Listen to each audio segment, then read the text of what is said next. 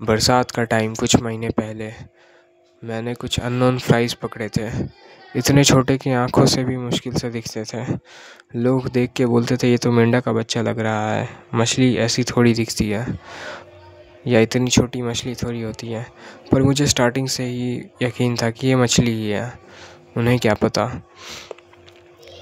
और इन फ्राइज़ को मैंने घर लाके एक स्मॉल कंटेनर टैंक में रखा और रेज़ किया। रोज़ वाटर चेंज करता था, वो भी सेम टेम्परेचर का, ताकि शॉक ना लगे।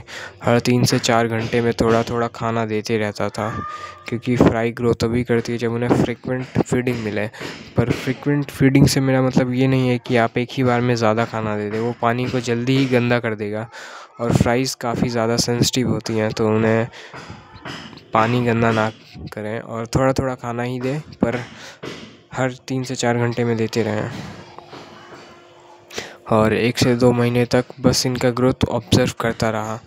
धीरे धीरे शेप सेटल होने लग गया और एक एक करके पहले आँखें, फिर इनके फिन्स, फिर स्केल्स, और अब धीरे धीरे कलर भी आना शुरू हो गया है। और अब मुझे समझ में आ गया कि ये कौन सी मछली है। यह प्योर एंडलर्स लाइव बेयरर्स है। लाइव बेयरर्स मतलब ऐसी मछलियाँ जो अंडे ना देकर डायरेक्ट बच्चे देते हैं, इसलिए इन्हें लाइव बेयरर्स कहते हैं। और एंडलर्स किन्हें कहते हैं, अगर आप सोच रहे हैं तो एंडलर्स बेसिकली गपीज़ के ही कज़िन्स होते हैं। मतलब सेम पर थोड़े से अलग, बिहेवियर में एक्टिव और कलर्स में इंसेन।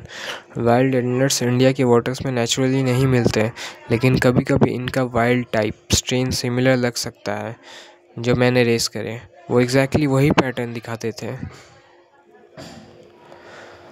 एंडलर्स में सबसे कूल चीज़ ये होती है कि मेल्स हमेशा ज़्यादा कलरफुल होते हैं।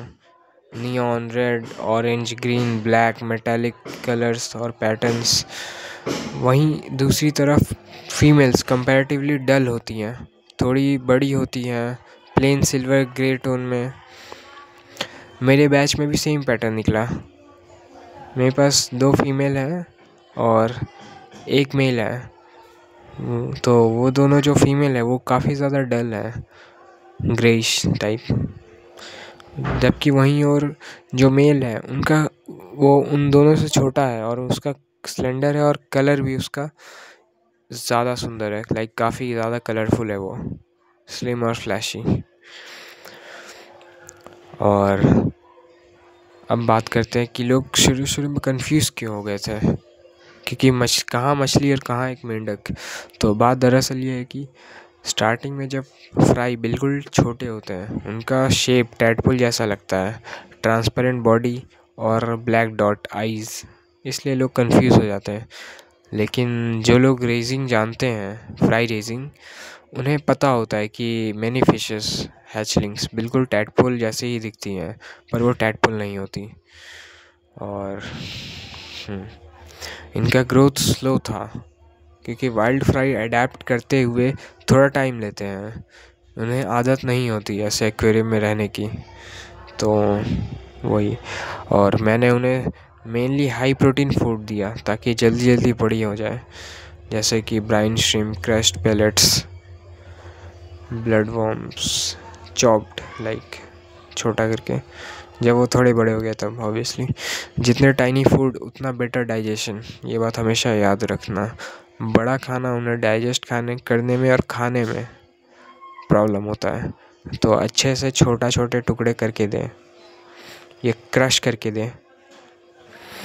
प्लांटेड टैंक में शिफ्ट करने के बाद ग्रोथ नोटिसेबली फास्ट हो गया था। कलर भी जल्दी आ रहे थे मेल पे, और फीमेल्स काफ़ी बड़ी हो गई। प्लांट्स ऑक्सीजन, हाइडिंग स्पॉट्स और माइक्रो ऑर्गेनिजम्स देते हैं फ्राई के लिए, जो परफेक्ट है। हालांकि मुझे उन्हें उस प्लांटेड सेटअप से हटाना पड़ा, क्योंकि उस प्लांटेड सेटअप काइंड ऑफ ख़राब हो गया।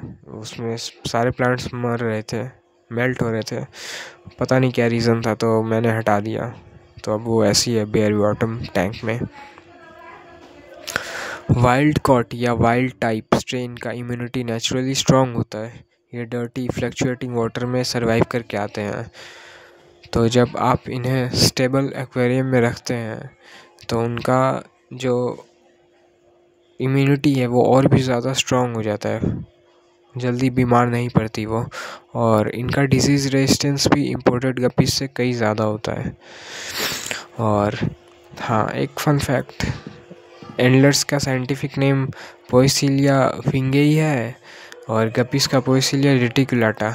ऐसा लग रहा है कि लाइक अब तुम्हें पता चल रहा होगा कि इन दोनों को कज़िन्स क्यों कहते हैं, क्योंकि एक्चुअली ये दोनों एक ही टाइप के मछली हैं, बस दोनों थोड़े अलग अलग है। लाइक एक ही बाप के दो बेटे, दोनों अलग अलग हैं। तो ऐसा एग्जाम्पल के तरह से समझ लो। और अब बात करते हैं थोड़ा केयर गाइड की। तो इनके लिए टैंक 20 लीटर टू 30 लीटर भी इनफ है। हालांकि मैंने इन्हें छोटे में रखा है, क्योंकि छोटे टैंक में रखा है, क्योंकि इन्हें मेरे पास ज़्यादा गप्पीज़ है नहीं, सिर्फ गप्पीज़ बोल रहा हूँ, वो एंडलर्स ज़्यादा है नहीं, सिर्फ 3-4 ही हैं, तो उनके लिए ये परफेक्ट है। और अगर प्लांटेड टैंक हो तो ग्रोथ और कलर्स दोनों बेटर हो जाते हैं जल्दी। और वाटर पैरामीटर्स की बात करें तो टेम्परेचर 23 टू 28 डिग्री सेल्सियस और हार्डनेस मीडियम टू हार्ड चलेगा इन्हें। Frequent small water changes.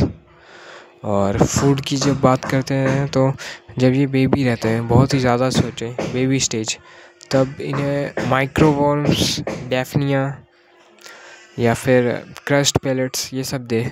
और जब एडल्ट हो जाएं तो आप इन्हें फ्लेक्स, पेलेट्स, फ्रोज़न फूड दे सकते हैं। और अगर आप चाहते हैं इनका कलर और भी ज़्यादा बूस्ट हो, वाइब्रेंट हो, तो आप इन्हें स्पिरुलिना और लाइव फूड दोनों खिला सकते हैं। और इनके टैंक मेट्स हैं गपीज़, मॉलीज, श्रिम्प्स और लार्ज बार या अग्रेसिव फिश को अवॉइड करें। और अब बात करते हैं ब्रीडिंग की। तो अगर आप ब्रीडिंग करना चाहते हैं इनकी, तो एक मेल 2 to 3 फीमेल रेशियो रहेगा परफेक्ट। और fry survival rate planted setups में काफ़ी ज़्यादा हाई रहता है, और ये बहुत जल्दी ब्रीड भी कर लेती हैं प्लांटेड सेटअप्स में।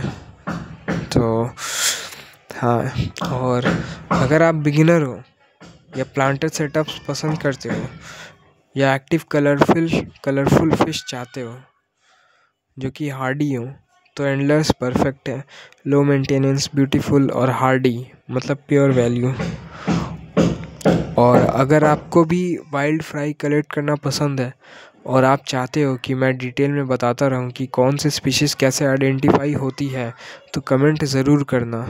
और अगर आप एंडलर्स को अपने टैंक में रखने का प्लान कर रहे हो और किसी केयर पॉइंट को डेप्थ में समझना चाहते हो, तो वो भी बताओ कमेंट में। मिलते हैं तब तक के लिए नेक्स्ट वीडियो में।